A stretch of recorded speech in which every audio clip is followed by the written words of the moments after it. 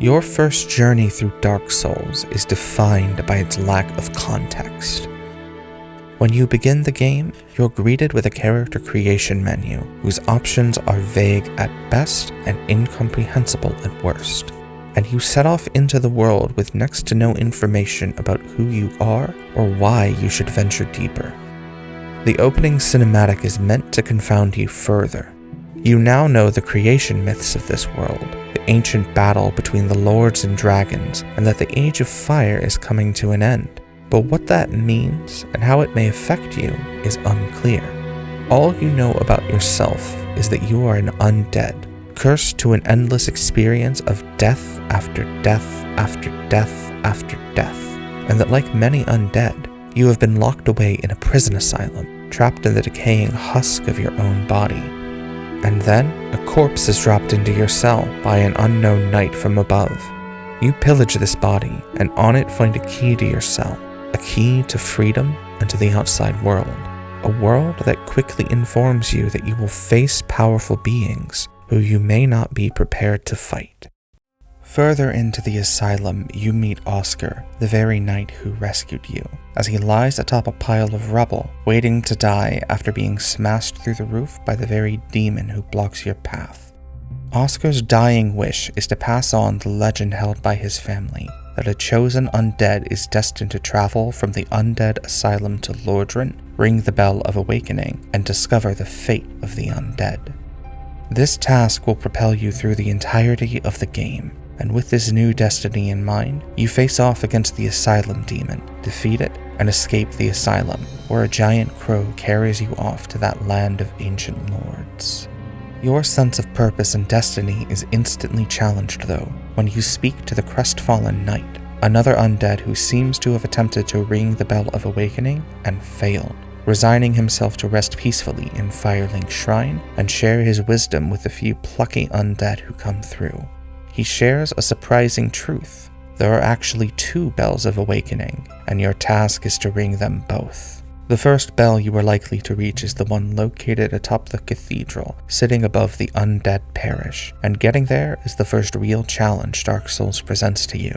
You have a long and lonely climb to the top ahead of you, and in order to make it, you'll have to learn a level of patience and thoughtfulness that will have you carefully observe your surroundings and approach them with caution, else you die and lose all the souls that mark and confirm your progress. You will learn to accept the possibility of your own death, and have to embrace that it is only through death and learning from the mistakes that lead to your death that you can progress and find your way up to the top of the cathedral, defeat the gargoyles there, and ring the Bell of Awakening at its height. There is no describing that sense of accomplishment, of ringing that bell for the first time, that can truly do it justice. It is a beautifully cathartic and powerful experience, and even as the journey to these heights show you the emptiness and death filling the world, you can't help but feel like you've achieved the impossible through your own grit and determination.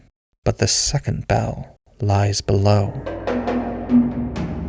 If your journey to the top of the cathedral was meant to give you the feeling of grand accomplishment, your journey to the base of Blighttown does the opposite. In order to reach this rotted-out shantytown, you must make your way through the lower Undead Burg, where you'll be assaulted by thieves and scoundrels, and then enter the depths, the sewer system that runs beneath the surface that is crawling with rats, moving sludge, and basilisks who threaten to turn you to stone. And it is only after reaching the bottom of the depths and fighting a horrific, corrupted form of a dragon whose insatiable hunger has mutated it into a wide-mouthed monstrosity that you will finally be able to descend into Blighttown itself. The divide between the high walls and structure of the Undead Burg and Undead Parish and the lowly, cramped houses of the lower Undead Burg was clear, and the divide between these places and the depths even clearer. But the stark difference between the world above and Blighttown is palpable. This place, so named because its disease and filth-ridden population was locked away, is lit with a sickly green hue that separates it from the warm colors of the sewers you enter it from, and its inhabitants are dark and corrupted, to the point where they are almost unrecognizable as human. with the only exceptions being the snipers who rain toxic darts upon you, willfully spreading death and decay upon any who come near. The climate of Blighttown is mired in disease and decay, and when you finally reach the bottom, a murky, poisonous swamp that impedes movement and is populated by fire-breathing spiders and poison-spewing bugs, it's actually a relief to be down here among such simple, understandable threats, away from the horror of the rickety wooden town. When you finally make your way down to Quelaag's domain, defeat her, and ring the second bell of awakening, the feeling you have is not of pure triumph, but of relief, for your time in the mire has finally come to an end.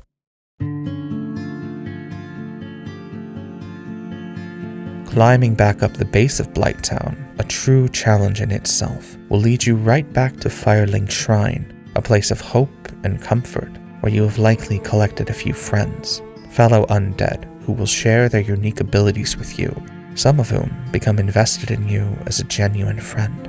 And with both bells rung, even the crestfallen knight will be impressed with you for having done what he felt was impossible, and will direct you to a newly arrived, foul-smelling serpent known as King Seeker Frompt, who has arrived to finally answer your questions about the fate of the undead. Frompt's answers are short and simple, but the amount of praise he lavishes upon you for your deeds will have you feeling a renewed sense of triumph, and make you believe that you may, in fact, be the chosen undead, if you did not already believe it so. When Frompt shares this with you, it feels for the first time in many long hours like you have finally been given direction in this world, to the point where it's easy to overlook things that might otherwise seem suspicious. Frompt, after all, is a primordial serpent, a creature long associated with temptation and a fall from grace into the depths of sin. Yet he serves as the messenger and supposed friend of Gwyn, one of the 4 great lords and deities of old. The contradiction between this supposed grand fate of the undead and your experience in the world is also present, as from the heights of the cathedral to the base of Blighttown, being undead has brought with it nothing but suffering and misery. It's actually quite nice here, you know. The Hollows don't care for a skinny old twig like me. I've got Yulia, and nobody pelts me with stones anymore. You're undead. You know how it is.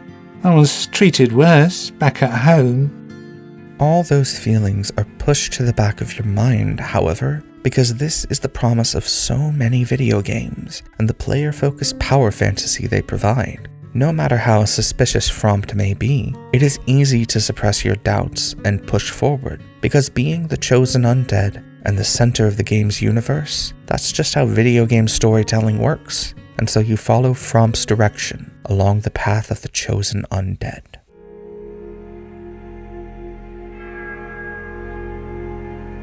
Frompt's path for you leads directly into Sen's fortress, a final test of sorts to determine if you truly are the chosen undead, and this pit and pendulum-inspired funhouse is a culling field for other undead.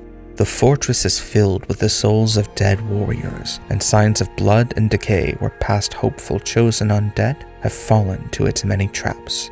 The grim fate of your predecessors will likely not deter you, however, as Sen's fortress feels unique as a test of your own abilities and your drive to conquer it through your continued determination. When you have conquered Sen's fortress and the iron golem atop it, a group of winged demons will carry you high into the sky and drop you down at the height of Honorlondo, the city of the gods. This land is gorgeous, with its Gothic architecture basking in the golden glow of sunlight, and is quite simply the most breathtaking area in the game.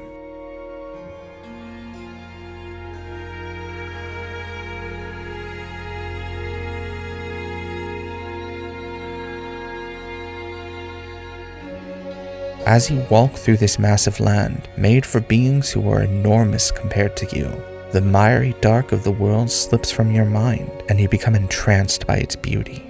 This beautiful land is still strongly defended, and you must continue forward with the same perseverance as always, until you reach the dual boss of Ornstein and Smo, who brutally test you as they stand guard for Guinevere, Princess of Sunlight and Goddess of Anor Londo. When you have conquered her guardians, Guinevere rewards you and lavishes you with praise, much like Frompt. O chosen undead, I am Guinevere, daughter of Lord Gwyn and Queen of Sunlight. Since the day Father his form did obscureth, I have awaited thee. I bequeath the Lord vessel to thee, and beseech thee, succeed Lord Gwyn, and inheriteth the fire of our world. Thou shalt endeth this eternal twilight, and avert further undead sacrifices. A grave and arduous test of metal, yea, it shall be. Indeed, we had felt the warmth of fire, its radiance and the life it sustaineth. Without fire, all shall be a frigid and frightful dark. At this point, you are given the Lord Vessel, a container meant to house the 3 Lord Souls found by the gods, and your final task, to collect those Lord Souls and their fragments, is given to you by Frompt. Those ancient lords, whose story you learned back in the opening cinematic, hold the souls you seek. Nito, first of the dead, Seath, the scaleless dragon, the Witch of Izalith, mother of chaos, and finally, the 4 kings of New Londo, who, like Seath, inherited a fragment of Gwyn's soul. The Gravelord Nito lurks deep below the catacombs, a hall of the dead filled with skeletons and necromancers who bend them to their will. In order to reach him, you must pass through this domain of death and through the Tomb of the Giants, a massive cavern that obscures all light and is haunted by massive bestial skeletons. Nito himself is a mass of dead bodies and commands an army of skeletons to assist him, but he can be brought down fittingly easily, as someone who dedicated himself to death would never be far from it.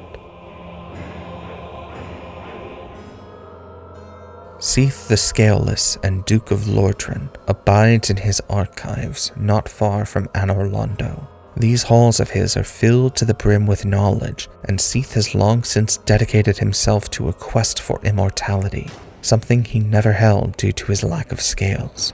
In this quest, however, he lost himself in paranoia and delusion, and even before then, conducted savage experiments on undead maidens, turning them into serpentine monstrosities.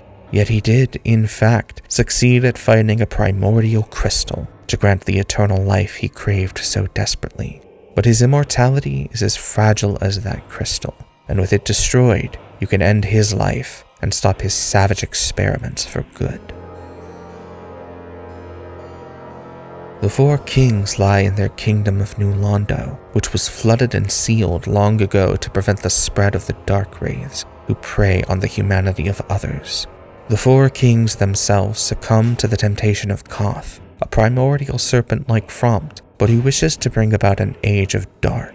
You must break the seal in order to defeat these kings, releasing the water that was used to drown New Londo's entire population, and pass over the pile of corpses in order to reach their home in the abyss and reclaim the Lord Soul granted to them.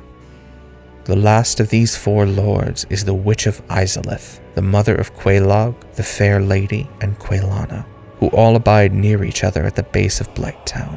Further below them, past the ruins of a demon civilization, is Lost Izalith, a city constructed as a temple to fire, where the witch and her daughters practiced pyromancy.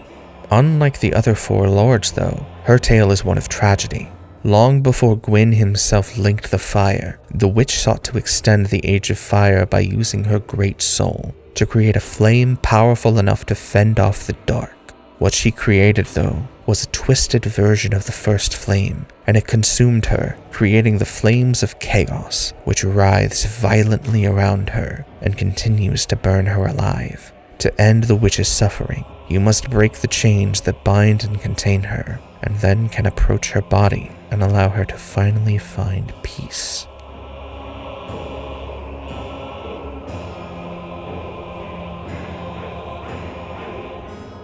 With all 4 Lord Souls within your possession, you fill the Lord Vessel and are granted passage to the Kiln of the First Flame, an Ashfield temple and surrounding ruin where Gwyn linked the fire in order to stop the Age of Dark. This moment, your confrontation with Gwyn, is one that the game has been building to. You are facing off against the Lord of Anorlando, the man who fought against the dragons and won. Everything about this battle promises to be grand and awe-inspiring. But when you walk through that final fog gate, what you're greeted with is a somber piano track and a man who, like any hollow undead, attacks you on sight.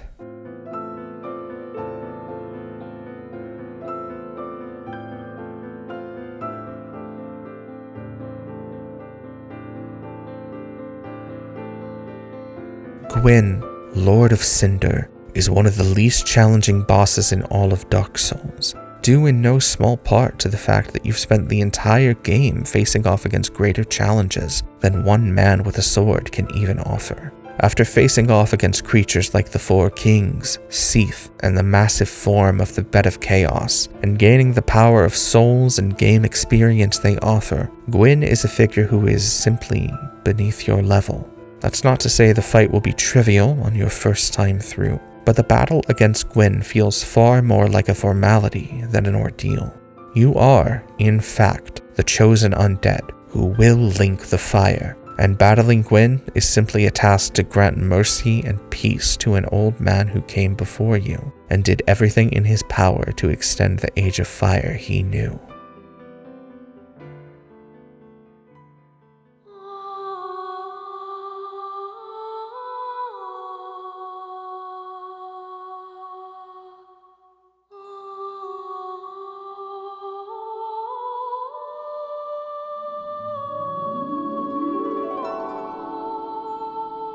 With Gwyn's death, there remains but one task: to fulfill your fate as the chosen undead and link your soul to the First Flame.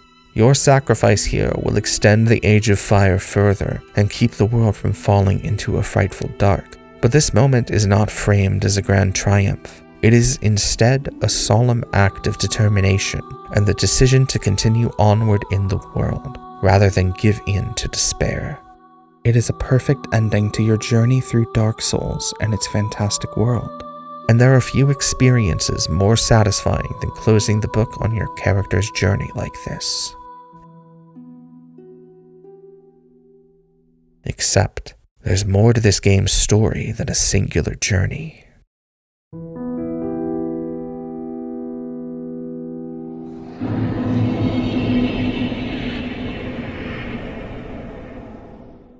When the credits finish rolling, the game returns once more to the Undead Asylum, where your character wakes up anew with all the souls and equipment you gained on your first journey. Mechanically, this just represents the start of a new game plus, where all enemies have been made tougher and more challenging to incentivize replayability. But thematically, this choice may feel a little odd. After all, didn't you just link the fire and bring the game's story to a close? Why does it seem like all your efforts throughout the game simply led you back to where you started? The answer, of course, is because Dark Souls wants you to begin thinking about your actions throughout the game. It wants you to look at your journey with a critical eye and ask what, if anything, did your choice to link the fire accomplish? You have successfully extended the Age of Fire, but you already bore witness to the horrors of that age on its inhabitants. This world has a history full of violent disparity, where those with power lord it cruelly over those without it, whether that be by forcing people into the plague-infested Blight Town, or flooding an entire city and massacring its innocent population, all to stop the threat of its rulers from reaching the rest of the world. In order to think about these questions more fully, though, you need a better picture of the world. You need to learn details and histories so that you can sort the information out for yourself and come to an understanding on your own. And there are two options for you here. You can play the game again, taking in your surroundings more deeply, reading item descriptions of anything that seems important, and trying to explore different paths throughout the world and find the truth on your own.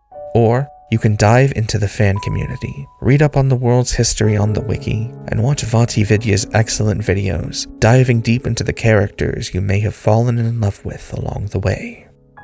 Conversation within the community, wiki pages, and VaatiVidya's masterful videos are all paratextual material though, meaning that while they can influence your understanding of and interpretation of the text itself, text just meaning a piece of art of any kind, they exist outside of the text, and despite the fact that these paratexts were crucial in how I initially came to a greater understanding of the story of Dark Souls, their myriad nature means that they are beyond my ability to analyze and contextualize in this video. These paratexts are absolutely valuable and meaningful, to be sure, but for our purposes here, I want to take a look at what the game itself has to say about its world.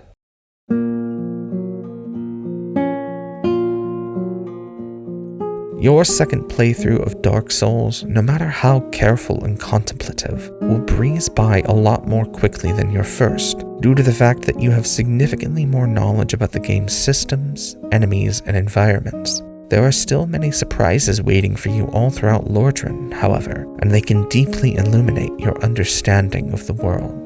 The smallest and simplest surprises that you're bound to discover quickly are likely related to the many characters you can meet during your journey through Lordran. Some characters you'll know right away not to trust, like Lautrec, the secretive warrior wrapped in gold armor. If you rescue him from a church in the undead parish, he will repay this kindness by murdering the imprisoned firekeeper, whose soul powers Firelink Shrine's bonfire, and you'll have to seek him out in Anor Londo to restore her. On a second playthrough though, he's not a threat in the slightest. One quick kick off the ledge he sits by, and he'll fall to his oh-so-satisfying death. Other characters are a bit more ambiguous. Petrus, a cleric who resides below the elevator to the cathedral, mysteriously survives a trip into the catacombs that takes the life of Rhea, his charge, and her 2 traveling companions. If you manage to save Rhea from her death trap though, you can press Petrus for more information, and discover that he abandoned Rhea out of a disgust for her, and the high status she held in their homeland. He also is a hypocrite who speaks in flowery language about faith, but uses it as a tool to his own ends, in contrast to Rhea, who genuinely believes in the power and importance of the miracles she evangelizes. Griggs of Vinheim, a sorcerer you rescue early on from a house in the lower undead burg, has a much more involved story, beginning in earnest when you also rescue his master, Big Hat Logan, from a cage in Sen's fortress. These two both offer to teach you sorcery, and once you've obtained the Lord Vessel, Logan makes his way to the Duke's archives, hoping to obtain some of the vast knowledge Seath has collected. Griggs, meanwhile, is left behind in Firelink Shrine, and tasked with sharing the last of Logan's sorceries with you, a task that he dutifully upholds.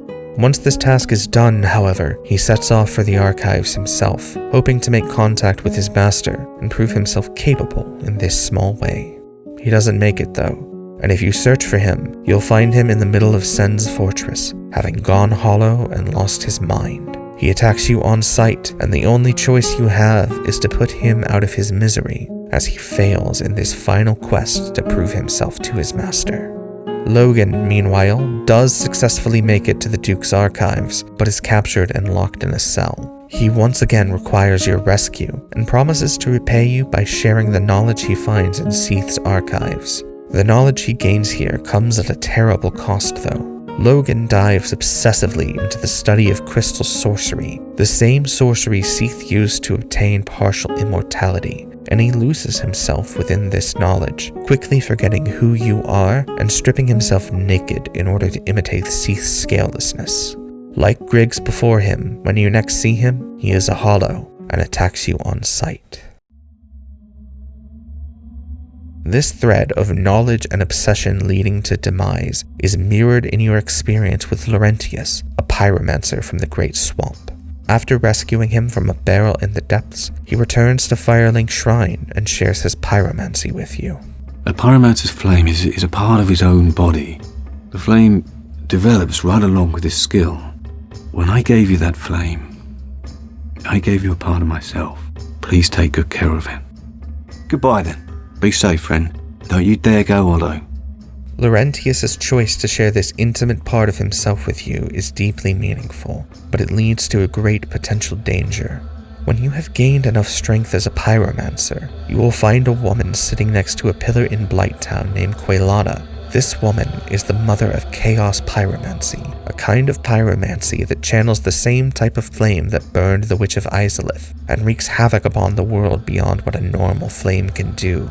If you learn her chaos pyromancy and visit Laurentius again, he will ask you to share where you learned such spectacular pyromancy. And if you share that knowledge with him, he will head down to Blighttown shortly after, planning to find and learn this pyromancy from Quelana herself. Why? What spectacular pyromancy? Tell me about it. I have never seen anything like it. Why, yes, of course. Thank you for sharing. I'm still an able pyromancer. I shall locate her myself. I'm in your debt, once again. There is no way to know what happened to Laurentius on his quest, beyond the fact that he made it to Blighttown and became hollow in its poison swamp. Could he not see Quelana due to his pyromancy not being strong enough? Did he fall to the mire and misery of this swamp and fail to reach her in the first place? Or did Quelana reject him and send him wandering hopelessly away, unable to capture the brilliant flame that captivated him? It's impossible to say, but it's a tale of tragedy nonetheless, where the only way to save this man who cares for you so deeply is to not share the knowledge and power you've learned. I see. I suppose I was mistaken. In any case, I definitely trust you. Apologies, my friend. Forget that I said anything.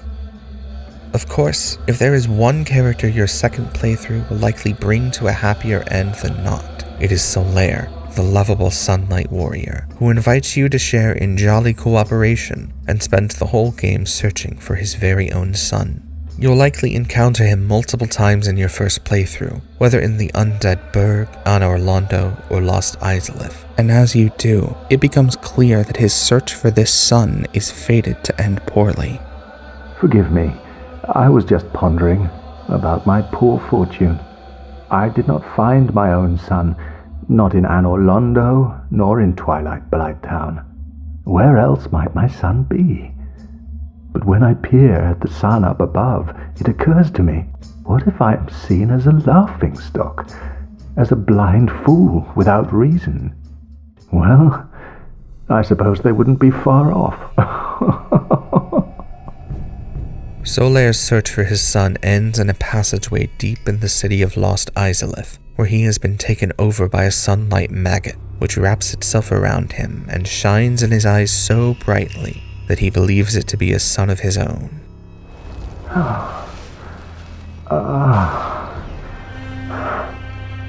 Finally, I have found it. I have. My very own son. I am the son. I've done it. I have. Yes, I did it. I did. Oh. Oh.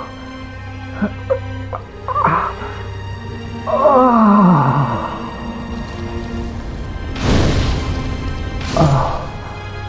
It's over. My son. It's setting. It's dark. So dark. It is excruciating to watch this kind and charming man reduced into a violent husk of his former self and believe himself successful in his quest all the while. The best you can hope to do is make a covenant with the fair lady, and by offering her humanity, open a shortcut that allows you to defeat the sunlight maggot before it can claim Solaire. Doing this means that Solaire cannot find fulfillment through his quest, but at least his gentle and caring soul will remain intact and not be stolen away by a false son. Was it all a lie? Have I done this all for nothing? Oh, my dear son. What now? What should I do? My son. My dear, dear son.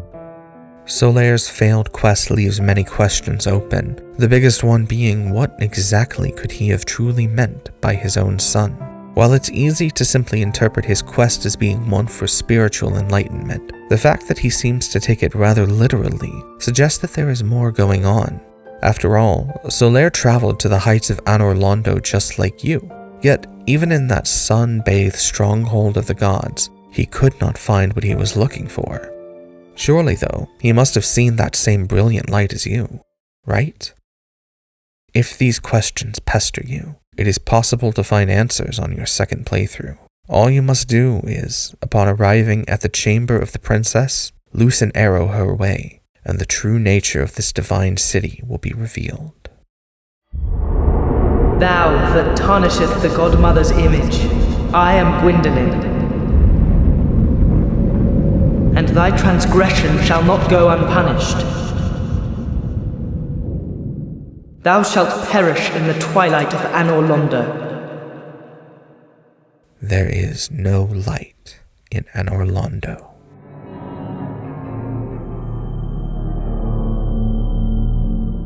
The golden city, filled with bright light and splendor that awed you upon arrival, never really existed. With one stray arrow, you have broken the illusion of this dead city and shown that it is covered in a frightful dark. This darkened city has long been abandoned by all but a few, and the Silver Knights, Sentinels, and Bat Demons who guarded it are all but completely vanished. Even the princess, who praised you so exuberantly and gave you the purpose and drive to press forward and link the fire, is a pure falsehood, an image created by Gwyndolin, the last-born trans daughter of Gwyn, and the only goddess who remains at Anor Londo. Destroying Guinevere's illusion will still grant you the Lord Vessel, and with it, more answers await you. If you travel to the New Londo ruins and defeat the 4 kings before placing the vessel, then you will meet Koth in the depths of the abyss, the primordial serpent who tempted the 4 kings to the dark. And Koth, well, he is much more forthcoming with answers than Frompt ever was. The truth I shall share without sentiment. After the advent of fire, the ancient lords found the 3 souls, but your progenitor found a 4th, unique soul, the Dark Soul. Your ancestor claimed the Dark Soul and waited for fire to subside, and soon the flames did fade, and only dark remained. Thus began the Age of Men, the Age of Dark. However, Lord Gwyn trembled at the dark, clinging to his Age of Fire and in dire fear of humans, and the Dark Lord who would one day be born amongst them. Lord Gwyn resisted the course of nature by sacrificing himself to link the fire and commanding his children to shepherd the humans. Gwyn has blurred your past to prevent the birth of the Dark Lord. I am the primordial serpent. I seek to right the wrongs of the past, to discover our true Lord.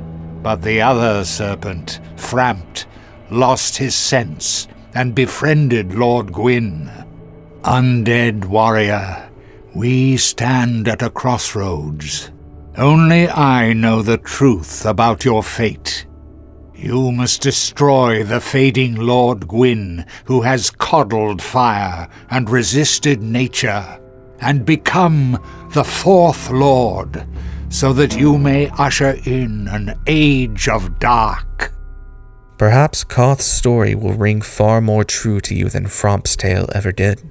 After all, there is clear truth in his perspective, as the world is struggling deeply in the Age of Fire, and Gwyn's refusal to let the age he created come to an end has caused untold suffering across the world, as the undead curse spreads and hollows wreak havoc on innocent people. It's even easy to see how Gwyn's choice to link the fire and burn his soul to Cinder to renew the first flame is a choice made because he couldn't accept the reality of his own death, something you have had to do many times over in order to progress through the game. But Koth's story is, well, just that, a story, a narrative that is meant to help make sense of the world. And it's a fine story, sure, with your character right at the center, the chosen descendant of the furtive pygmy, meant to usher in the Age of Dark. Even if you follow Koth's request to unseat Gwyn and crown yourself the Dark Lord of this new world, fully trusting this primordial serpent, known throughout the world for tempting an entire city into annihilation, is not something you're likely to do. Koth's story may not end with you burning in the first flame, but it's hard to see how much his tale truly differs from Fromp's.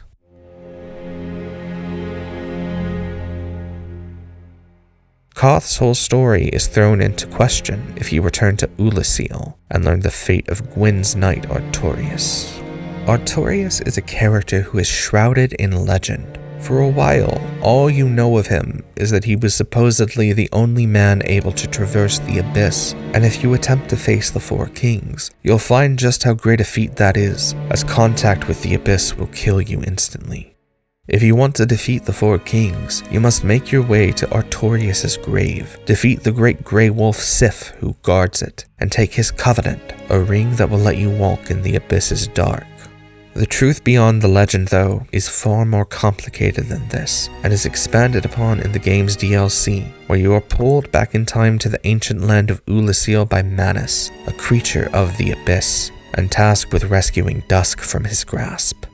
In your journey to defeat Manus, you encounter Artorias, who is nothing like the Abyss Walker from legend, and has completely succumbed to the power of dark.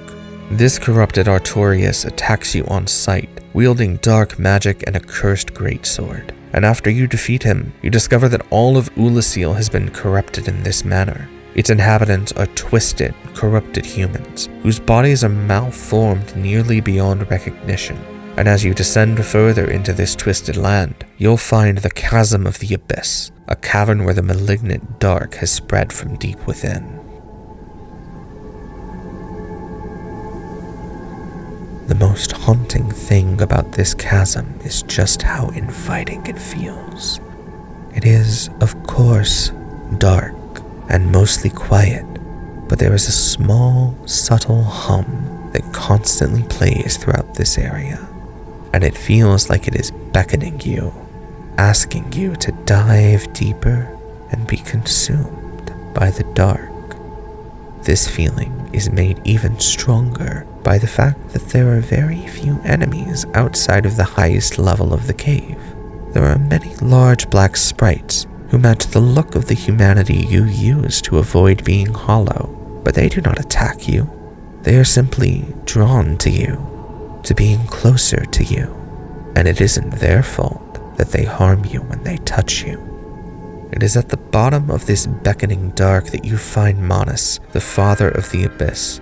Manus is the corruption of humanity taken to its extreme, and he wears this corruption like a crown. This bestial human is responsible for Artorias' corruption, and his wild, animalistic behavior makes it clear that the corrupting power of dark is not a state humanity should be subject to, whether it be its natural state or not. So what, you may ask, is the truth? Frompt and Koth both determined to manipulate you to their own ends. Gwyn, the Lord of Light, is but a husk of his former self, and even the great heroes of old are revealed to have fallen to the very forces they sought to contain. With all of these lies, corrupting influences, and failures on display, what is your purpose as an undead? What exactly does your journey mean?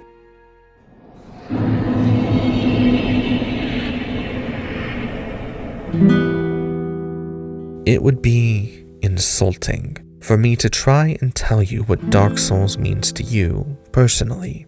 I wouldn't want to try, and even if I did, I've read enough different takes on what this game means to people that I know I couldn't capture the full breadth of that experience. This game, after all, has so many different interpretations that come from differing perspectives, whether that be as art that speaks to the struggle of coping with depression, or as art that speaks to accepting the truth of your own mortality, as I first understood it myself. When I first played this game and dug into the history of the world and stories of its characters, I found a deeply personal message about the need to accept and face the reality of death instead of run from its inevitability. Gwyn, to me, was a deeply sympathetic character because his fear of death and the destruction of his legacy spoke to existential fears I've held since I was a child. Death is fucking terrifying to me. And whether I was a kid, silently panicking in the back of the car about the endless, unchanging nature of heaven, waking from a nightmare about the eternal punishment of hell, or later, after I grew away from religion, fearing the endless nothing of a death that is just the end, I've always been scared about what the end fate for me and all of humanity is going to be. I understood why Gwyn wanted to extend the Age of Fire, because if I was facing endless dark and had a chance to extend my life, I would probably make the same call. The very mechanics and progression of Dark Souls made me gain a newfound understanding of death though, and in a small way, made it easier to accept. Sure, it's a lot less scary and consequential to lose your souls in progress than it is to actually die, but there is genuine fear and tension that goes into asking whether or not you should press forward with courage in the face of death or retreat to the comfortable safety of the bonfire. By the end of my journey through Lordran, I could see that Gwyn's fear of death drove him to make a cowardly mistake, a mistake that cost him far more than accepting his death ever would have. And I was ready to accept the end of my journey and press forward with courage into a new age of fire, even if my character's death was the catalyst for this new age. Even this deeply personal reading of the text doesn't scratch the surface of meaning that Dark Souls has to offer though, because Gwyn's story is also about the corrupting nature of power and a violent enforcement of the status quo. There's a line in the opening cutscene of Dark Souls that I think serves as a powerful interpretive lens for the text as a whole. But then there was fire. And with fire came disparity. This line makes it clear that the time before the Age of Fire was one of peace and equality, but the fire that brought about life and gave the Great Lords their power created a world where there were those with power and those without. Gwyn, the Witch of Izalith, and Nito all wielded their newfound power in unison to commit genocide against the ancient dragons and form the world into their desired image. Gwyn, Nito, and the Witch are all understandably worshipped as gods, for through their great power, they were able to transform the world from one of crags, archtrees, and dragons to the world we find present in the game. And the world they created is one filled with horror, violence, and an endless cycle of death. In choosing to link the fire and prolong the age he created, Gwyn inextricably linked himself to the cycle of violence, ironically becoming one of its victims. Yet, even in this, he likely intended for the cycle of violence to continue. The prophecy of the undead ringing the bells of awakening and guidance to link the fire by Frompt ensures that an undead will someday kill those who hold the Lord souls and use the power this grants them to add their soul to the pyre on which the Age of Fire relies. Even as a mindless, violent husk of his former self, Gwyn has found a way to make sure that his age continues, and that this destructive cycle never ends. A point that is emphasized by the fact that even if you choose to abandon the first flame and let the fire fade, the game picks up right back at the beginning, with a chosen undead leaving the asylum to potentially link the fire once more.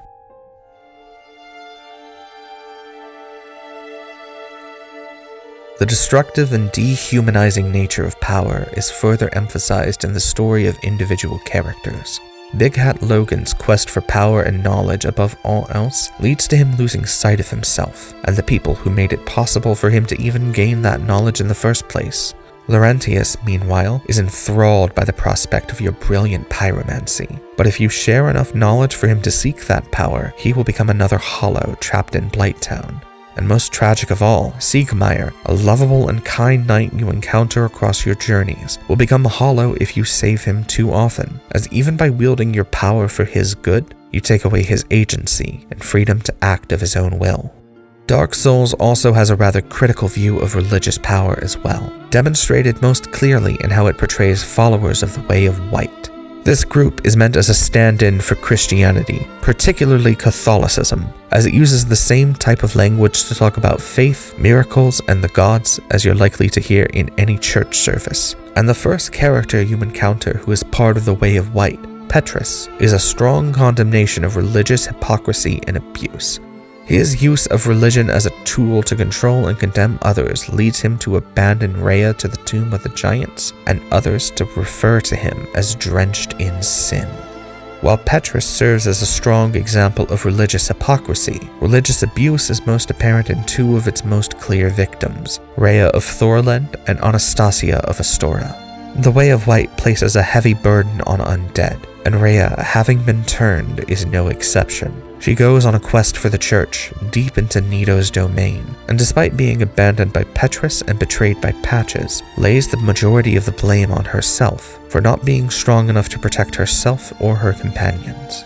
She still finds solace in her faith though, choosing to take up residence in the undead parish and speak only of miracles, the sacred texts written about Gwyn, his children, and their deeds.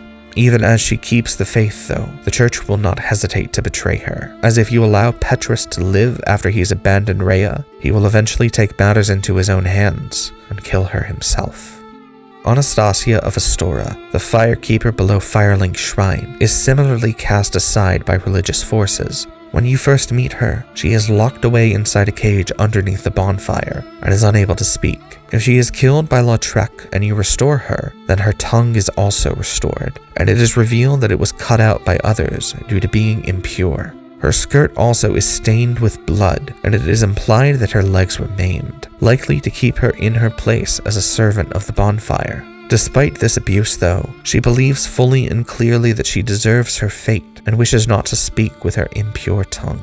Her only wish is for you to link the fire and end the curse of the undead, so that she can die human instead of afflicted with the curse that her religion abused her for. This theme of religious abuse and manipulation ties back into the game's main narrative and how it uses prophecy and the trope of the Chosen One to manipulate you as a player. From the moment you enter Lordran, you're presented with contradictory information about the fate of the chosen undead, and while the difference between having to ring one bell of awakening or two is fairly minor, the drought of information about the meaning of your quest between first learning about it and actually ringing the bells prime you to be far more receptive to the promise of the prophecy. After all, how could you not be the chosen undead? You killed the gargoyles in Prologue and bested every challenge stopping you along the way. Your quest and the prophecy surrounding it is no different from the fool's errand Rhea is sent on, and just as her mission cost her closest friends and protectors, fulfilling the prophecy and linking the fire costs the world a chance to move on and forge a new path, as does rejecting that quest and leaving the world to dark. What authority do you, a single undead, have to choose the fate of the world, after all? The Age of Fire should most certainly come to an end, but unilaterally deciding that and abandoning the world to dark is just as severe a crime as Gwyn unnaturally extending the age to its current state. Is there a solution to this dilemma? Well, yes. A people's revolution of the many against the few. But Dark Souls isn't trying to posit a solution. Instead, its focus is on presenting these questions to you, the player, and asking you to meditate on them yourself. It's why the game intentionally circles back to the opening in the Undead Asylum every time you complete it. If this cycle of violence can't be ended by one person, then how exactly could it be ended?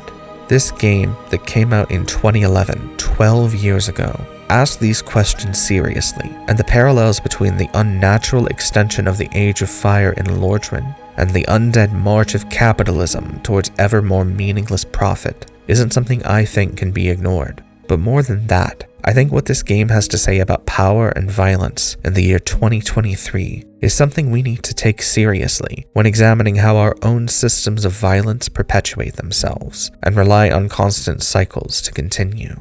After all, if we are to break the cycle of violence and domination in our world, then I feel we must ask ourselves, what is to be done?